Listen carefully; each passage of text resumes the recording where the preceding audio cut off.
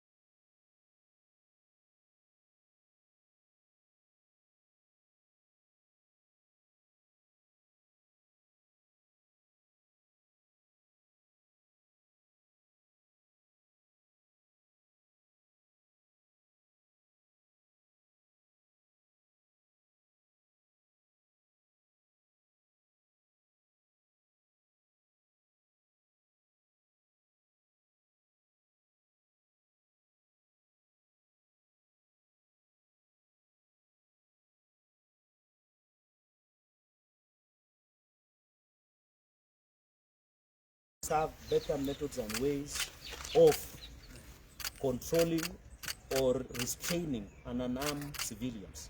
I believe the training of the police, we need to look at the curriculum of the police in this country. They have better ways of restraining a mob or even unarmed civilians like what happened in Angata Barakoi.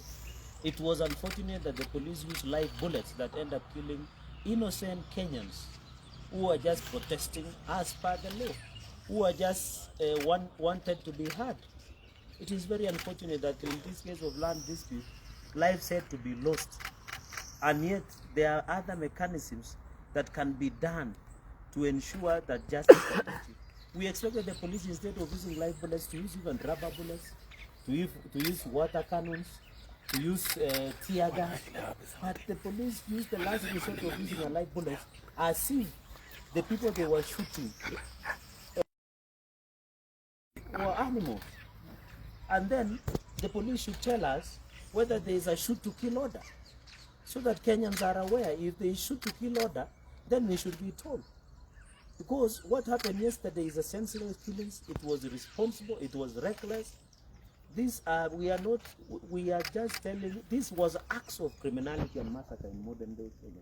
And therefore, I don't think independent policing oversight authority, this is more than professional misconduct of the police. I expect that the IPOA would be Director of Criminal Investigation to immediately, and Special Crimes Unit will especially swung into action and arrest the concerned police officers, so that justice can be received or can be achieved by all Kenyans. And therefore I want to appeal to ensure that justice will be done to these Kenyans.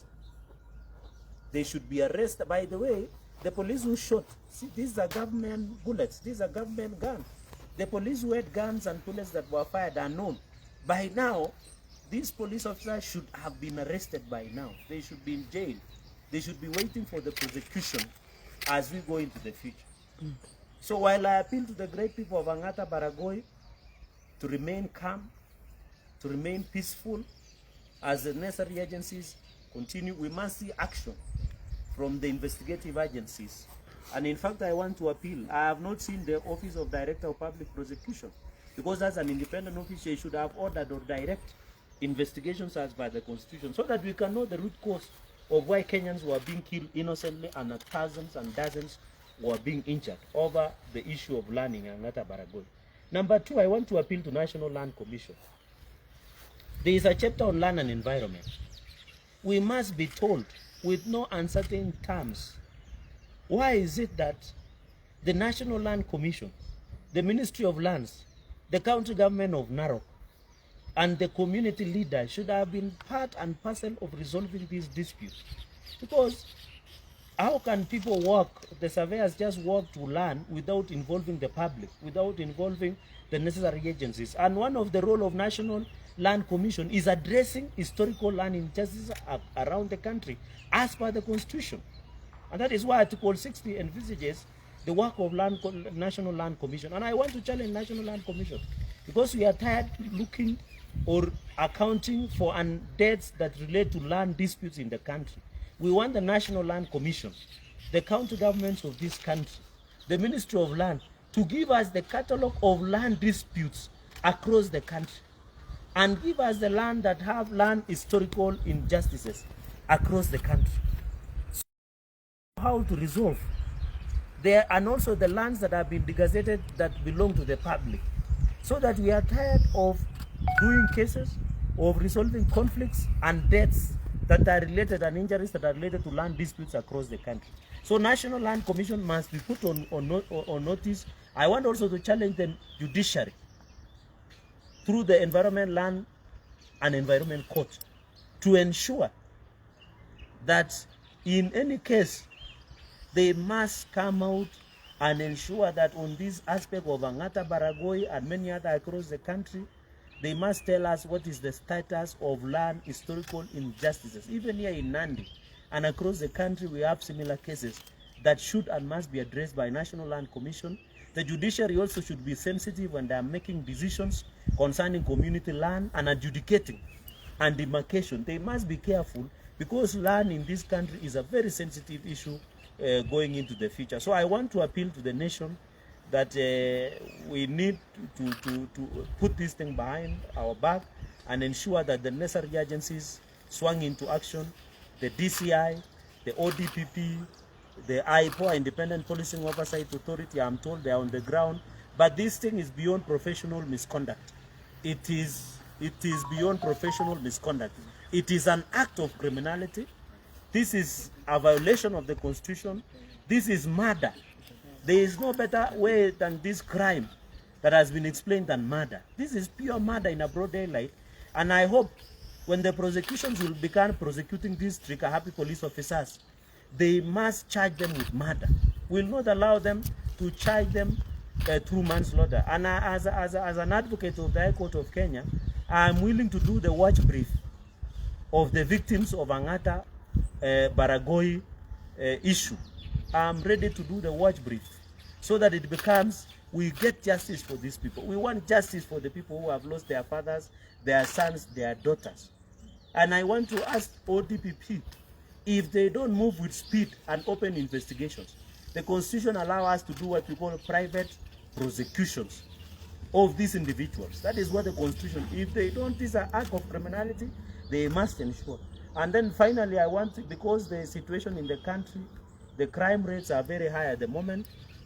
You saw Kerio Valley, Kainuk, the other day we saw Dasanaj, attacks from, and you saw the National Crime Institute released that there is re-emergence of gangs around the country. We saw Nairobi is leading with 73, Mombasa has 53, and across various regions that are related. I want to challenge the Ministry of Interior, the Ministry of Homeland Security to be on the watch to ensure. But yesterday I was shocked that the Minister of Interior, when he received this news of killings in Angata Barakoi, his comments were very reckless, it was very insensitive, and it wafts and smells incompetence, as I've always said about this track record in any ministry. And I said in Parliament the other day, the danger with Homeland Security is that when a mistake happens, you lose life. But that is the danger of Ministry of Homeland Security. And by the way, during Kithure Kindiki's era as the Minister of Interior, there was semblance of stability and peace and tranquility. And even we had brought the crime rate in the country down. So when you see our old minister yesterday, after receiving these news, making reckless comments, insensitive comments, and incompetent comments, and I say that, you know, this ministry is very sensitive, the docket is very sensitive, And we need people who are sober, people who are wise, who can run the ministry when they are alert and they know what should happen. We have seen here in Kerio Valley, we have seen people be killed in Tiati, we saw in Kainukri emergence of gangs. We need somebody who can be sensitive to the situation. And you know, when you lose, you know, in Ministry of Lands, Interior, when lives are lost, you can't recover. At least when the road is bad, we can fix it. At least when there is no electricity, we can bring it back. But when it comes to the issue of interior and national security, is a serious matter. And therefore, if we needed to ensure that the boots are on the ground, let justice be done to the people of Angata, Barakoi, and across the country. We need the issue of security to be addressed once and for all. We need the necessary agencies to do their work. But tunaambia watu Angata, Barakoi, poleni sana kwa kupoteza watu, na mimi nimesema ya kwamba tunatoa pole zetu kama kaunti ya Nandi, na tunasimama na wale ambao wamepoteza familia, ndugu zao na madada zao, na wala wako mahospitalini pia tunawaombea. Na mimi nauliza serikali waweze kupeana pesa ya matibabu, na pia watoe pesa ya mazishi kwa wale waliokufa, na wale ambao serikali ifanye compensation ama ridhaa kwa zile familia ambazo wamepoteza wanajamii. Nataka niseme polisi wote si wabaya, ni polisi wachache. Nataka niwaambie polisi, wakati unapata order kufanya criminality ama uhalifu, jua siku ile utasimama mbele ya sheria itakuwa peke yako. Your boss will not be there. I want to warn the Kenyan police, the moment you participate in commission of a criminality, even if it is an order from your post to commit criminality or violate the law, know that when you will be at the docket, ukifika mbele ya sheria utakuwa peke yako. So nataka niulize maafisa wetu wa polisi, saa ile unapewa hamri, na hiyo hamri haiambatani na sheria, siku ile utashikwa ni wewe peke yako. Na pia nataka niulize idara ya ujasusi ya NIS, by the time hao watu maafisa wa survey walienda ground, hawa NIS walikuwa wanafanya nini? Wasijue kulikuwa na hali ya mshike ndio wasizuia hao watu waende katika mashirika. So hiyo ndio tuna maswali wa Kenya wanauliza, because hizi vyombo vyote vya serikali tunawapea pesa katika bunge. Kwa mfano wale NIS tuliwaongezea 6 billion ndio wafanye kazi mzuri. So pia lazima watu waambie walifanya nini ndio hiyo mshike katika mashinani ilionekana kivipi. Lakini nataka niwaulize maafisa wa polisi wanafanya kazi mzuri, lakini nijua siku ile utakeuka ama utaharibu amri ya sheria ama ufuate amri ya mdosi wako ambaye ambatani na sheria, siku ile utashikwa peke yao. Na mimi nataka niambie TPP na wale DCI wafanye uchunguzi haraka, wale maafisa walifanya kitendo wafunguliwe mashtaka. Mimi kama wakili na wengine tutaungana kusaidia family kufanya ile watch brief, ndio haki itendeke kwa hizo jamii. Na mimi nauliza National Land Commission, Wizara ya Ardhi, County Government ya Narok na zile kaunti zote zetu, watuambie jinsi mwafaka ya kusuluhisha utata wa mashamba katika taifa letu la Kenya, ndio wa Kenya wapate haki yao. Ile ilifanyika huko. Na polisi pia najua tutatakana kuangalia curriculum. Na mimi nataka niseme ya kwamba hawa mapolisi wetu wafae kamera ile inaitwa body cam, ndio ikuwe rahisi tuchukue recording ya wale polisi. Wafae body cam, tulikuwa tumeweka pesa wafae body camera. Na pia polisi wawache kutumia ile live bullets, wangetumia hata rubber bullets, watumie maji. Ile maji tulikuwa kidogo ile ya protest ilikuwa imebaki mahali, watumie hiyo, ilikuwa na kala ya pink. Pia wanaweza tumia tear gas. By the time wana shoot ile shoot to kill, wakuwa wametumia hizi mbinu zote. Unapigaje risasi Mkenya mwenye hana kitu kwa mkono? You know, we need to be fair in this country. Na hii ni miaka 63 baada ya uhuru. Na ndio maana hata jana wakati niliona waziri wa ndani, baada ya kusema pole na kusema wizara yake itachukua hatua, anaongea kimadharau na ili watu wamekufa. Sisi hatutakufa. Na nilikuwa nimesema kule bungeni, wakati mtu ukifanya makosa katika wizara ya masuala ya ndani, maisha inapotea ambayo itapatikana.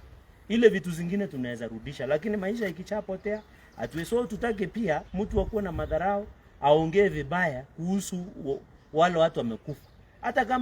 Hata kama wananchi walikuwa wamefanya makosa, polisi hawakuwa na sababu yote ya kuwapiga risasi kuwaua. Kuna sheria, kuna kushikwa, kuna kutia. Mbona wakushikwa wawekwe ndani na wafunguliwe sheria? Asanteni sana. BBC. mimi nataka kuhusu, nimeona